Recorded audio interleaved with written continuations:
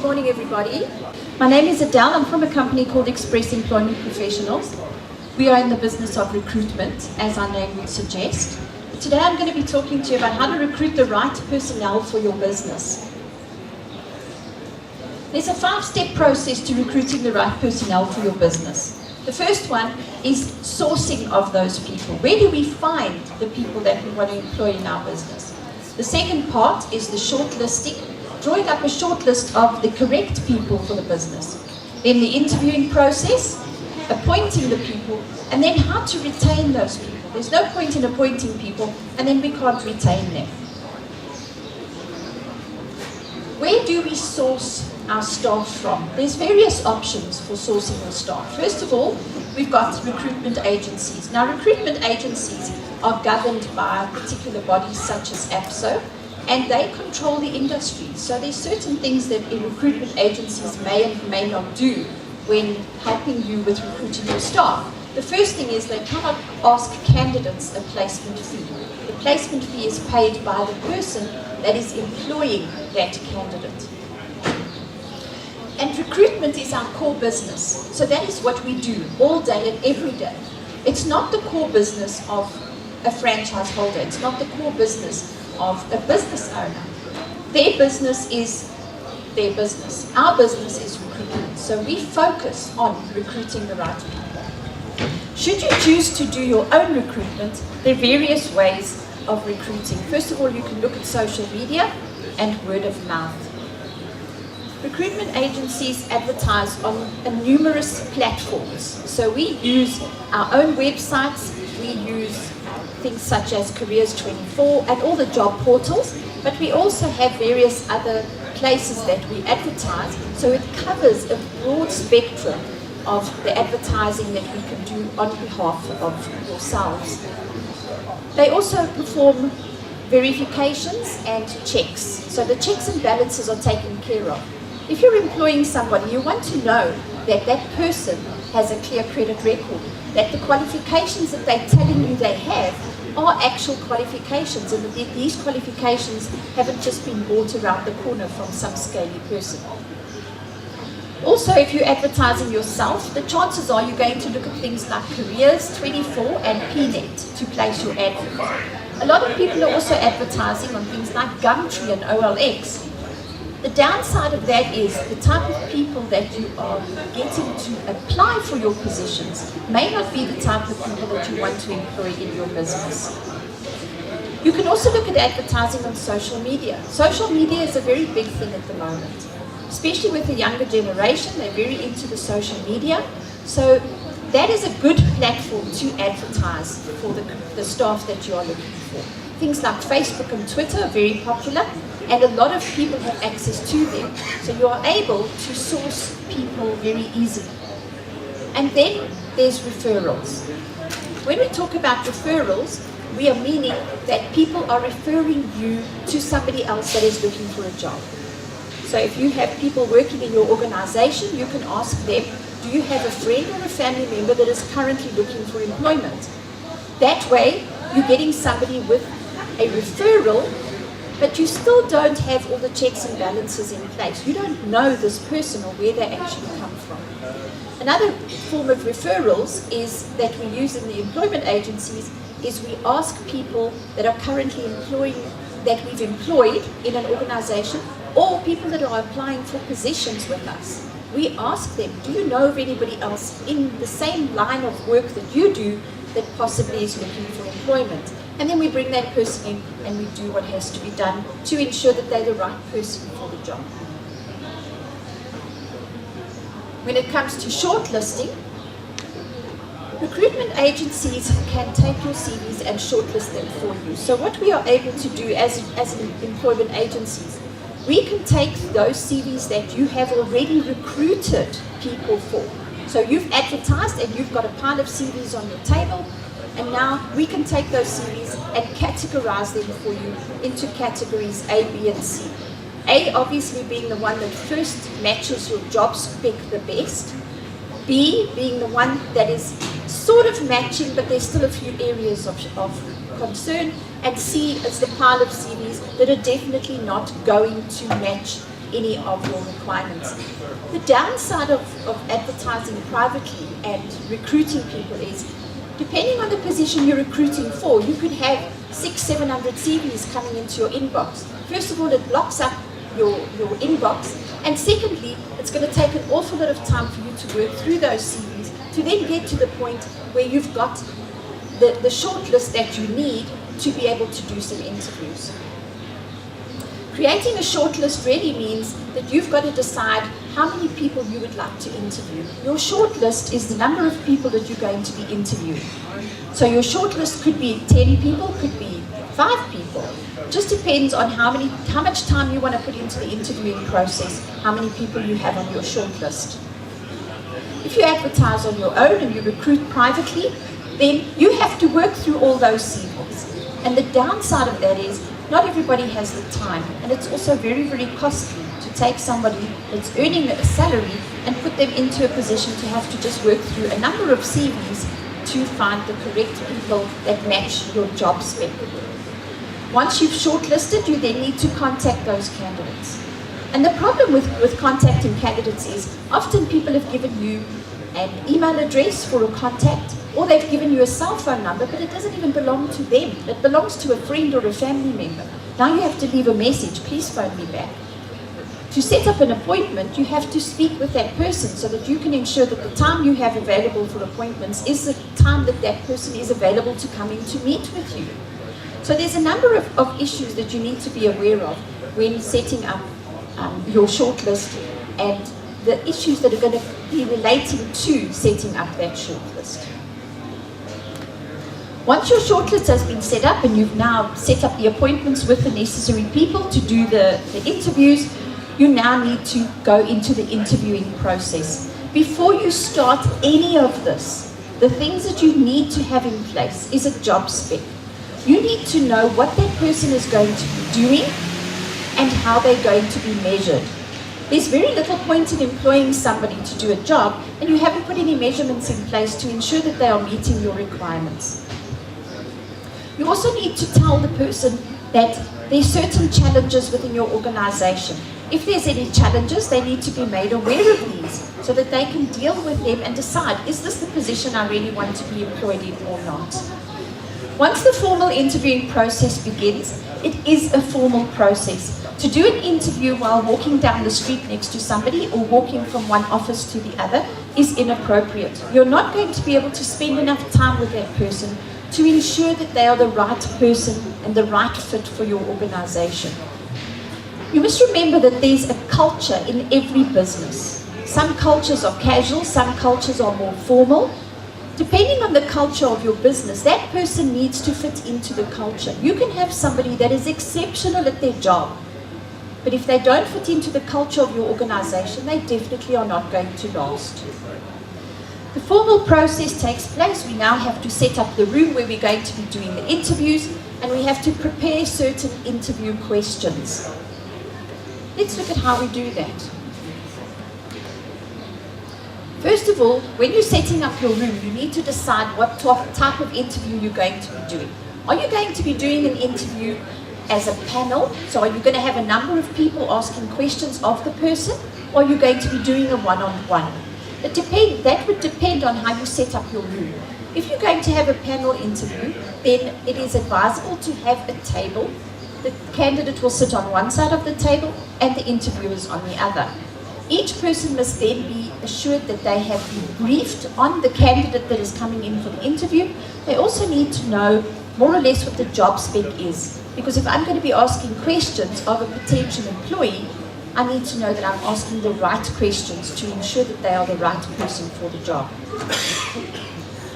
Once I have the person in the panel set up, I need to ensure that everybody has the correct amount of stationery and everything is in place so that when the interview starts, we don't have somebody running out quickly to go and find a pen or find a piece of paper or find a questionnaire. Everything must be set up prior to the interview.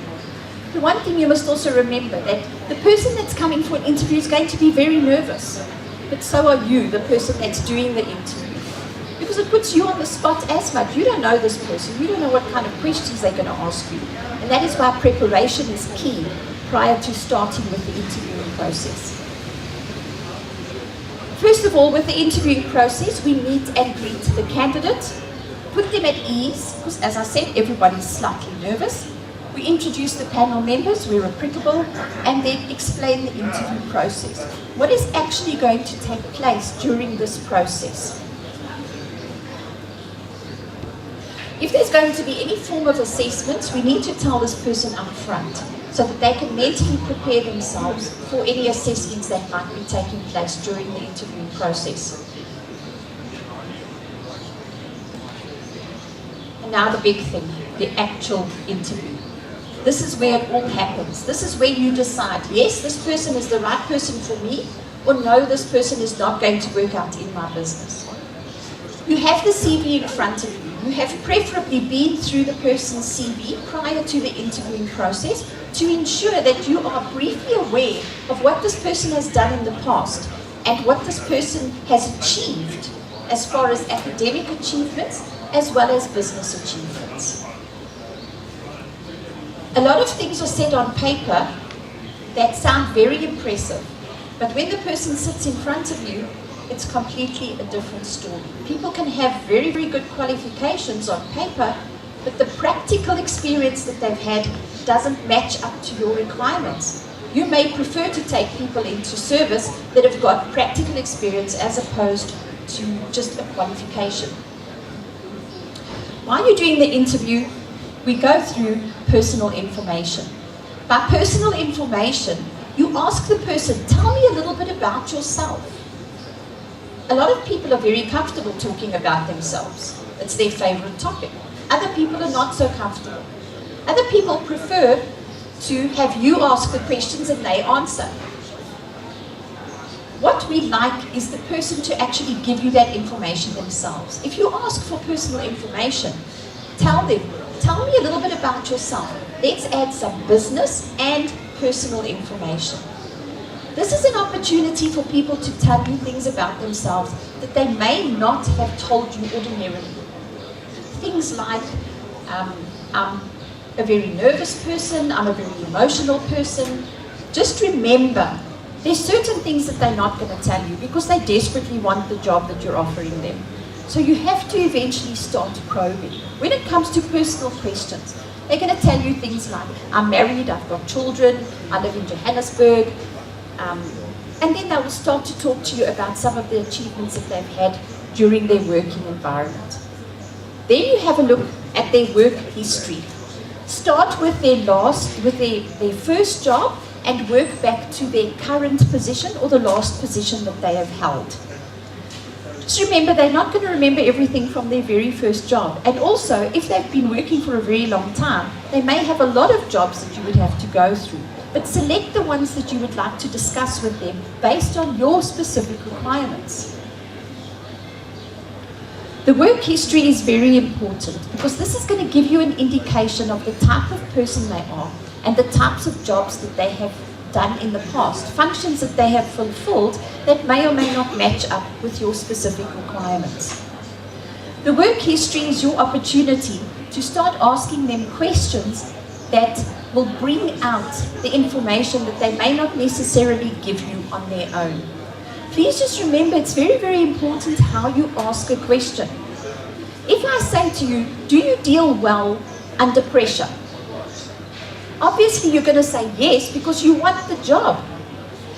However, if I say to you, here's a scenario. You have been busy doing wages and your computer crashes. How would you deal with a situation like that? Now the person has to speak. They have to talk to you. They have to tell you how they would deal with a stressful situation. It gives you an indication of their mindset. It gives you an indication of how well they deal with a stressful situation that they find themselves in. It's very easy to say, yes, I deal well under pressure. I work well under stress. I'm a good worker. I'm conscientious and diligent, but the right questions will actually bring out whether that is actually the situation or not. When you go through work history, it gives you the opportunity to start looking into and letting the person explain to you some of the functions that they performed. You cannot possibly be the expert on every single job function that people may possibly have performed. The nice thing about this part of your interview is that you can now ask them to start telling you a little bit about their jobs that they've done. You also learn through things like this. You may not be the expert, but by asking the right sorts of questions, you can then find out whether this person actually knows what they're doing or not. Just remember, you're asking open-ended questions, so it's your who, what, where, when, why, and how. Those questions get people talking. You want this person to talk more than you talk. Because the position that they're going to hold in your organization may entail them dealing with other people. And if they do not have a good speaking ability, then obviously, no matter how good their qualifications are, they're not going to fit the position that you want to fill. Then you're looking at skills and characteristics. There's certain skills, characteristics, and attributes that people should be bringing to your organization. If it's important to you that a person is a good communicator, then you need to ensure that that person speaks during the interview so that you can determine, yes, they are good communicators or they are not such good communicators. The skills that they bring would be the things that they have been qualified in. But please remember that a qualification is merely a piece of paper. A skill is something that I can actually do. Can I take what I have on paper and actually implement it in the business environment?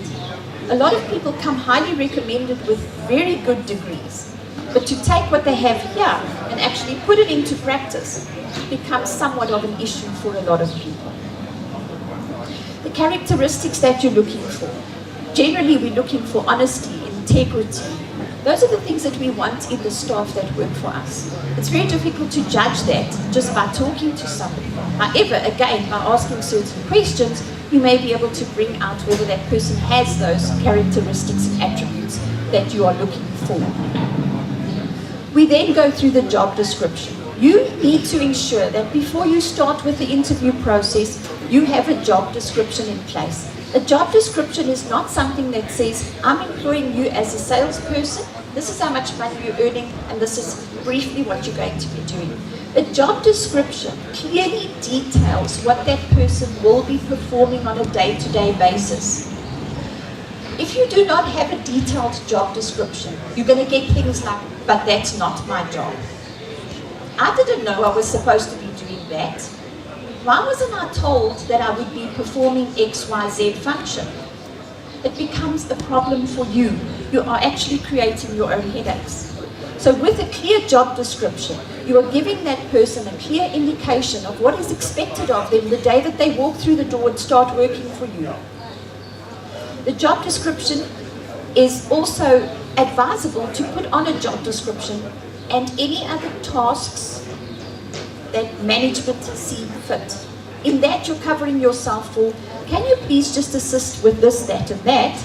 People can't say, it's not my job. We've asked you, please be available to assist with certain things that may not be your job.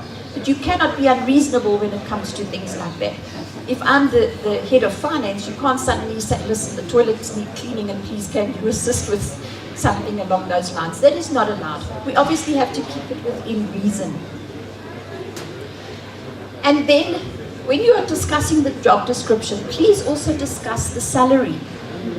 Discuss the targets and the percentage of commission if commission is applicable. The reason we do that at this point in the interview is because this person may have decided this is the job for them.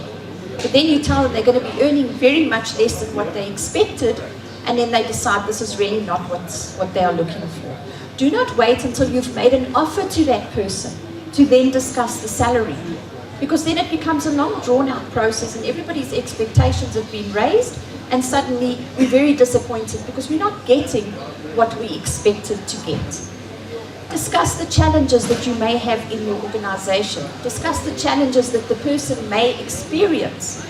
Because I would like to make a very educated decision before I decide to take a job and then find out afterwards that there's certain things that are just not what I thought they were.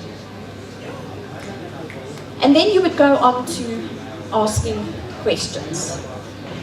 You are asking questions throughout the process. Now you give the person the opportunity to ask some questions. One of the questions I do suggest you ask the person though is, have you been to our website?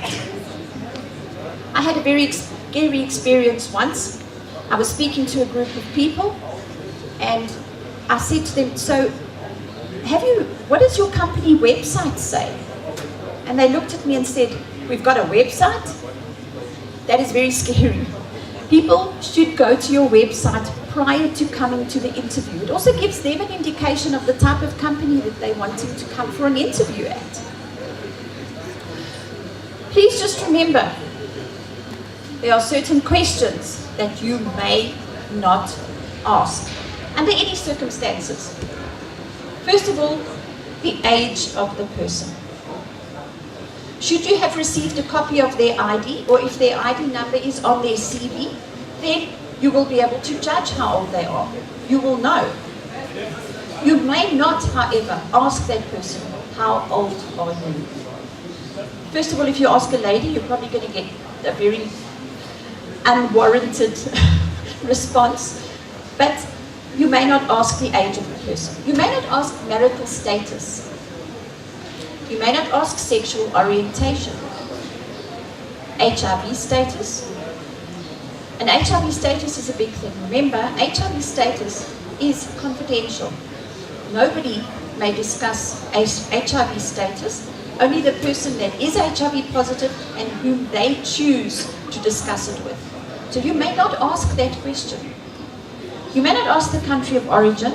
And again, if you've received a passport or a travel document or an ID, you will be able to see where that person comes from. If they haven't given you that information, then you need to decide prior to the interview, how are you going to approach this? And then, do you have children? You may not ask the question, I believe you recently got married. Are you planning on having kids soon?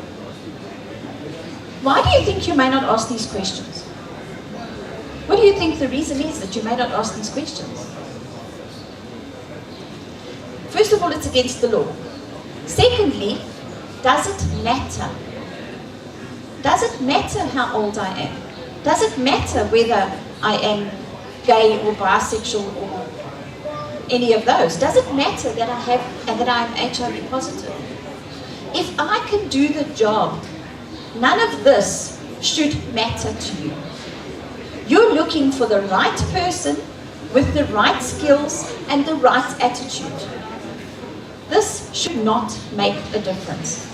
If any of these are important in your business, if you're in the food industry, for example, then instead of asking the questions, are you HIV positive or do you have any of these following sicknesses, you can say to the person, we will be asking you to do a medical examination.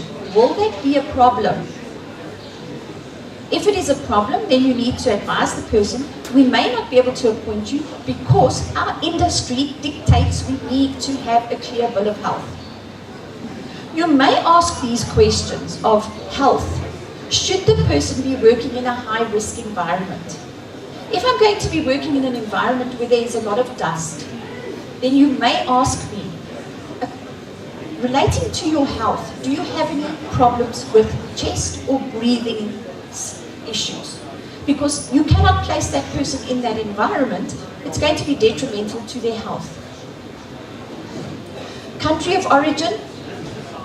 Some companies prefer to employ people that are not South African. Other companies would only like to employ South African citizens.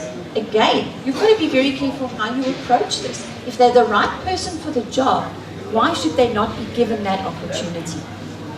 Do you have children? Right in the beginning, I said to you, ask them, tell me about yourself. Generally, people are going to say, I've got 6 children, 5 dogs, 3 cats, and a horse. You know already that they have children. Now the question that you could ask is, instead of saying, do you have children, you could say, this job entails traveling and staying away from home. Would this be a problem for you? You told me before you have children. Do you have a backup plan, somebody that can take care of your children should you need to stay out? You are not asking them, do they have children? You are referring back to information they volunteered in the earlier part of the interviewing process. You're going to be dealing with many, many different types of people in an interviewing process. And one of them is a millennial.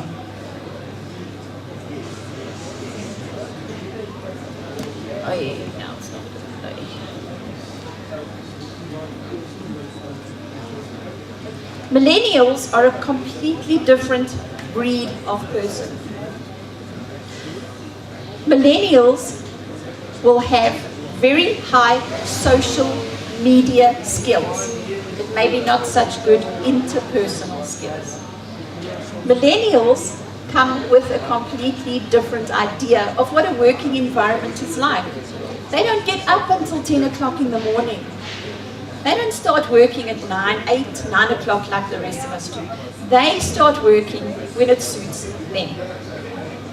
Because of homeschooling, it's starting to become a trend where the millennials are working at things in their own time, in their own pace. Also remember, they dress slightly differently to what you may find appropriate. It is important when you're doing an interview that you talk to them about dress code in your organization.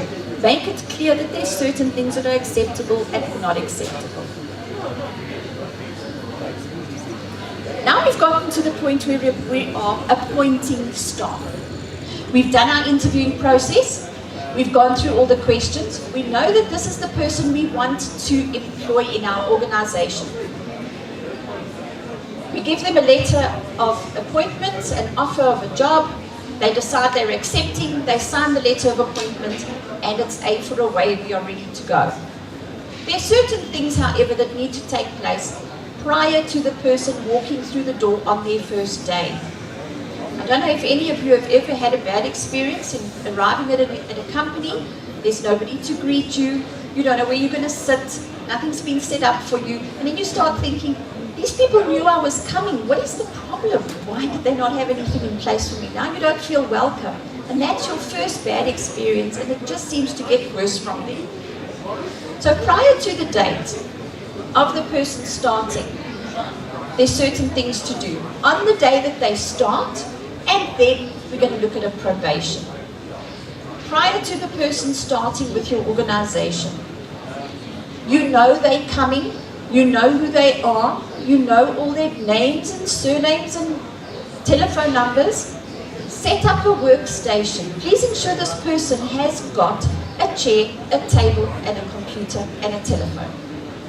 These are not luxuries. These are requirements. By law, you have to provide the tools for the person to do their job. Should you not be providing these things, the person cannot perform, and you cannot at the end of the day turn around and say, you're not meeting my expectations, because you're not giving them the tools to actually do that. Set up the workstation, set up a computer. Set up an email address for that person. If they need an access card to the building or the parking lot, if they need a cell phone contract, if they need a cell phone, if they need a laptop, whatever it is that they need, ensure that it is ready prior to their starting at the organization. You cannot expect a person to start working and they haven't got half the tools to do the job. So if you want results quickly, you're going to need to make sure that you also provide them with the tools to be able to give you the results that you want. On their first day, the big day, you're probably just as nervous as they are, but they're going to arrive feeling very apprehensive. They have never seen the inside of your company other than the interview room and your reception. They don't know what to expect. They don't know how people are going to react to them. So they're very, very nervous. The first thing is meet and greet the person.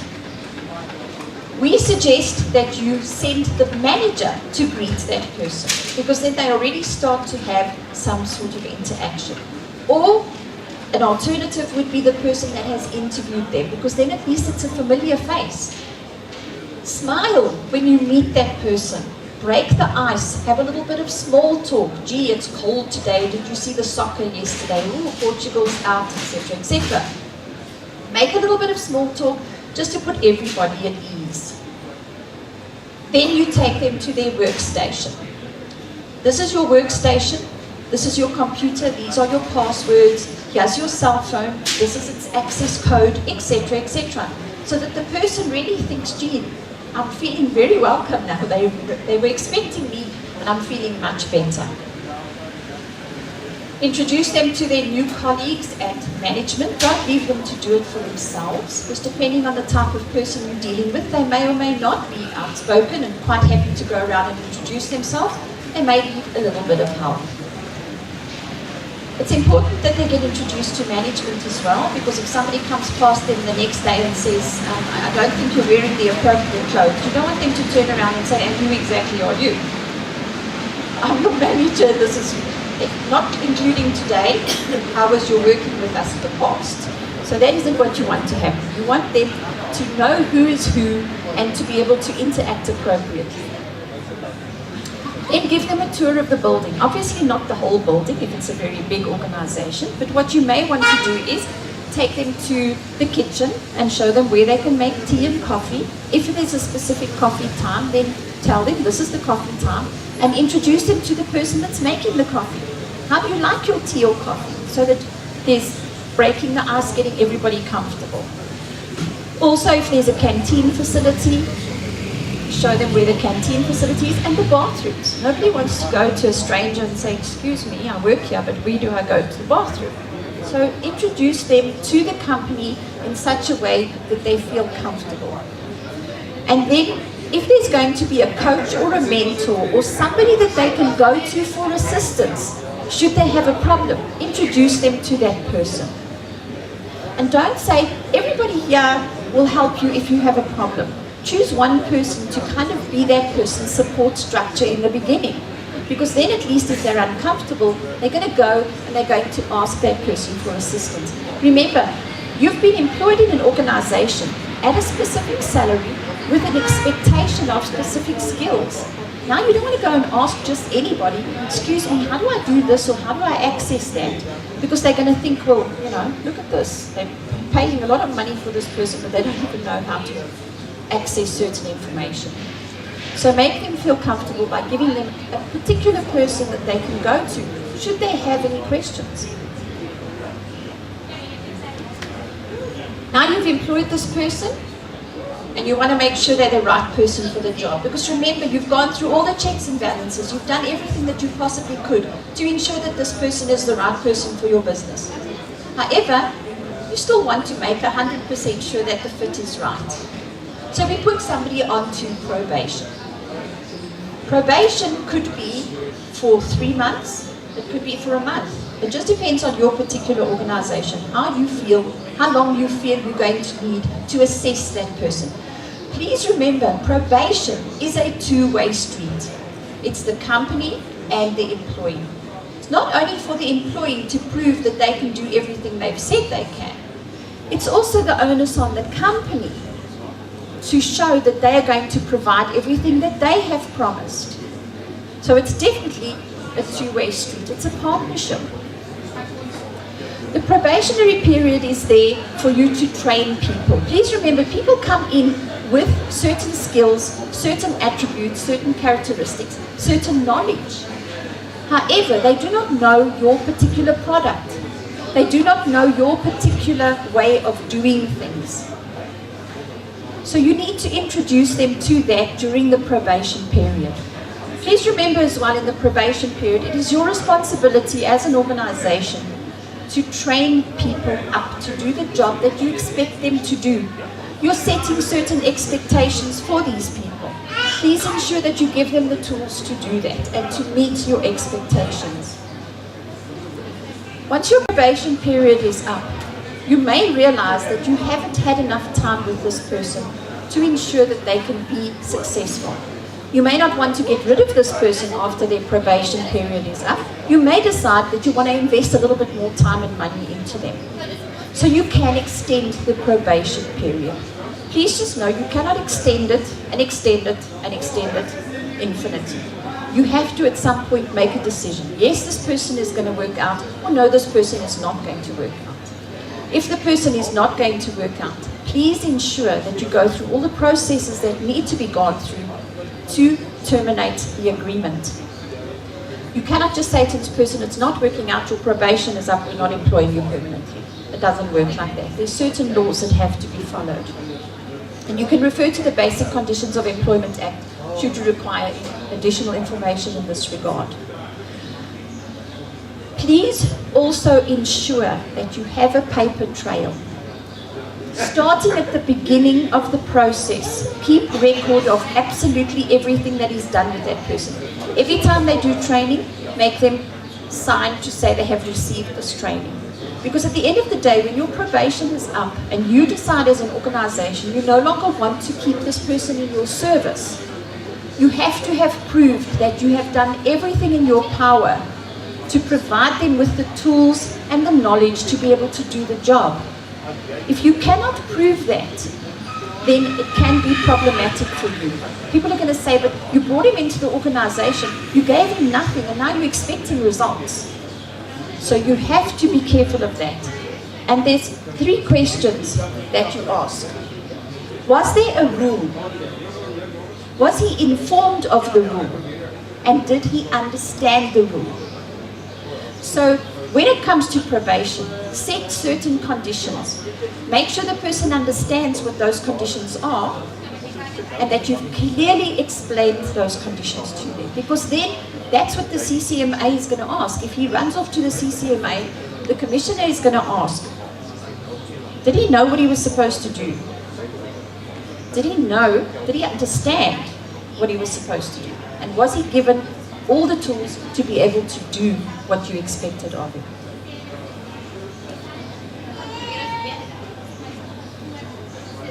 Now we're looking at retaining that person. We've now employed them. We have gone through the probationary period. We've decided this is the person that I want to keep in my organization. Does training stop there? It should not. There's always something new that the person can learn. To retain somebody, we're going to look at training them, and on-the-job training is generally the best way to do that. On-the-job training doesn't mean, come and sit with me, I do it, you watch, and then I leave you. On-the-job training is, I tell you what I'm going to show you, I show you, I let you show me that you've actually understood. And if I haven't got it right the first time, I continue to repeat the process until I do. Then we've got a proper induction. If the person receives a proper induction into your organization, the chances are that they are going to feel welcome and comfortable and wanting to work there.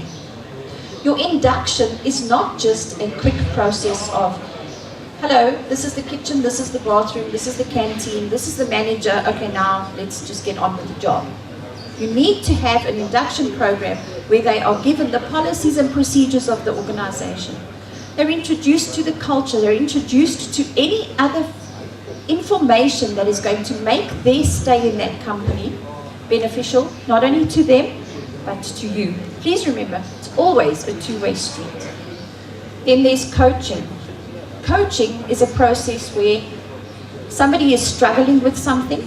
I appoint a coach or a person that is an expert in that area, and then I put the two people together and I let them start working through the process. Coaching is a process where the person that is being coached approaches the coach and says, I have this problem, can you please assist me? It's not the coach's job to do their job for them. The coach's function is to guide them and give them the necessary skills and information to be able to do the job appropriately. Please remember, each of these things comes with paper trail. And then if we want to retain that person, remember we've now spent money on them, we've done training with them, they've walked a path with us to this point. Now we must decide, are we going to retain those skills? Many companies will say to us, I don't want to do training for these people. I train them up and then they leave. They take that skill and knowledge and they go and work for my opposition. How are we going to prevent that from happening? Let's put a career path in place for them. Let the person sit with the person. And one of the questions people ask in an interview is, where do you see yourself in 5 years' time? So unless the guy said as the managing director, which might be you, then Whatever he has said, I see myself in a financial position. I see myself in a management position. You know this person has ambition. You know this person wants to perform. You know this person wants to grow. So what we do is we put a career path in place for that person. How do we do that? We sit with them and we say to them, all right, we can start giving you the skills and the knowledge to move you up to various positions in this organization. Are you prepared to walk that path with us? Yes, I'm prepared to walk that path with you. Great. So now we put in process a career path. Where do we see this person and where do they see themselves? And let's match the two and see how we can retain that person's skills in our organization by putting a career path in place.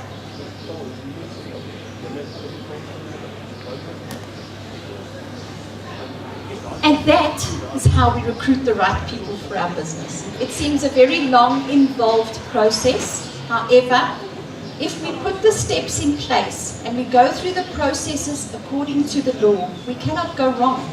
There's no way that we can at any time employ somebody that is going to be the right fit perfectly for us, because it just doesn't happen.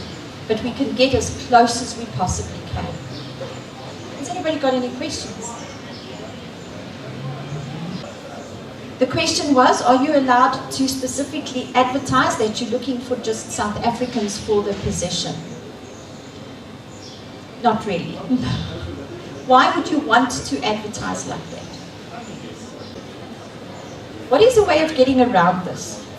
When you've asked for CVs, go through your CVs, because remember, we're going to go through our CVs, we're going to shortlist our people. We can then say, these people are not South African citizens, these are, I'm only going to interview them. So without actually discriminating in any way, I can't say, I want a blonde 24-year-old with big hips and small feet. Because I'm not allowed to by law. But I can take her CV, and when I see the picture, I can say, okay, this lady's not really going to work for my business, so I'll send her a regret, but these people fit what I need, I'll interview them. So that's where your screening of your CVs comes in. It allows you to make those decisions without discriminating.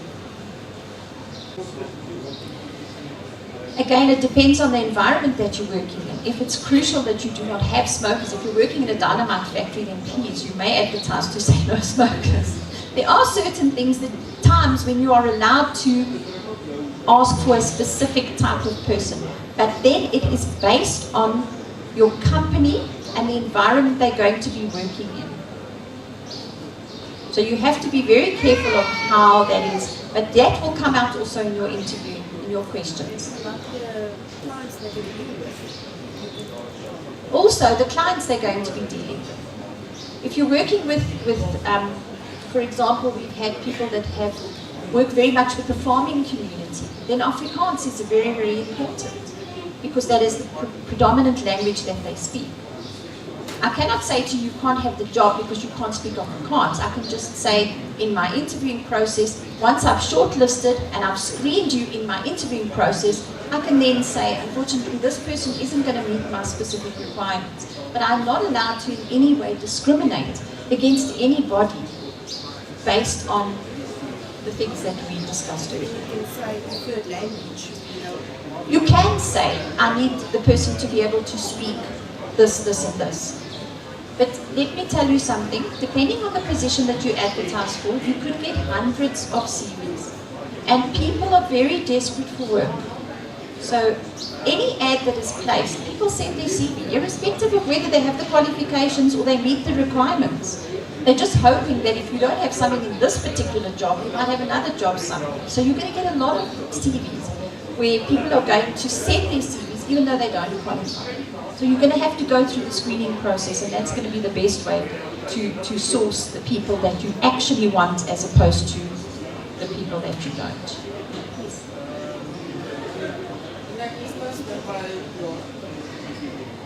The candidate is the right person for the organization. But their skills of communication, especially the lines of you've got to have given them the opportunity to improve, being training, coaching, counseling. So your question is, have you already employed them? And they're in their probation period. They passed their probation period. The question is going to be, why was this not picked up in the probation period? As you have mentioned, that we tend to not disclose everything because we are desperate of the positions that we have advertised. But after the probation period, we can see who the real is. You get what I mean?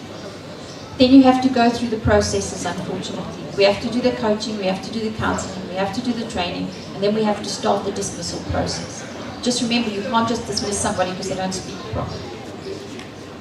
So again, once, you see, when we do an interview, that's why we ask you to tell us about yourself. Instead of me saying, this is the job, are you happy, do you want it? Yes, let's move on.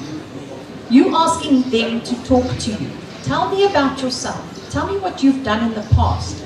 And if you know for a fact that communicating with people is going to be a crucial part of their job, the interviewing process should already tell you, by talking to that person, they can't communicate well, so I'm probably not going to employ them. Does that answer your question?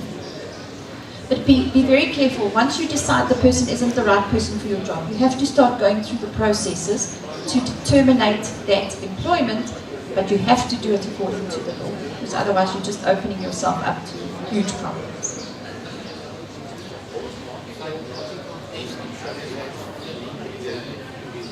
Sorry, that? Psychological testing. In the interviewing process, the question is, how does psychological testing fit in?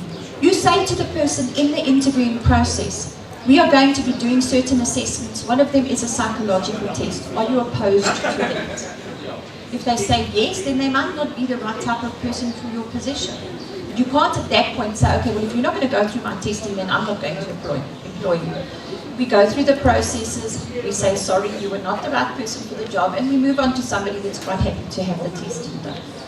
But there's a lot of various tests that you can do to determine whether the person has the knowledge and the skills.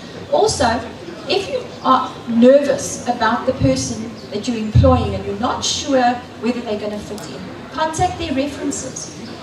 Look at previous companies that they've worked for and contact the people that they reported to and ask certain questions.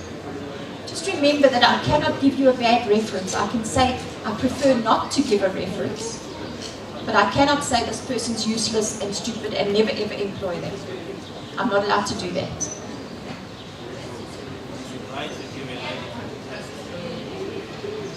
It's my right to refuse a lie detector test, but you can say to the person that we are going to be doing certain testing and one of them would be a lie detector, but you have to get permission first to do a lie detector test. You can't do any testing without first gaining permission from the person that you're going to be testing. And if they refuse, unfortunately, there is nothing that you can do.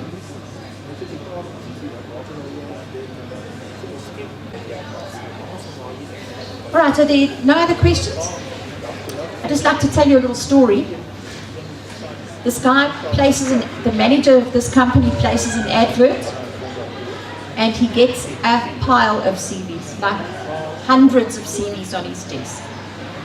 And he's got these CVs and he looks at them and he says to his PA, take half these CVs and throw them in the dustbin. So she takes them and she throws them in the bin and she says to him, but sir, what if the person you're looking for is in that pile in the bin? He says, I don't want to employ somebody with such bad luck. Thank you so much for your time.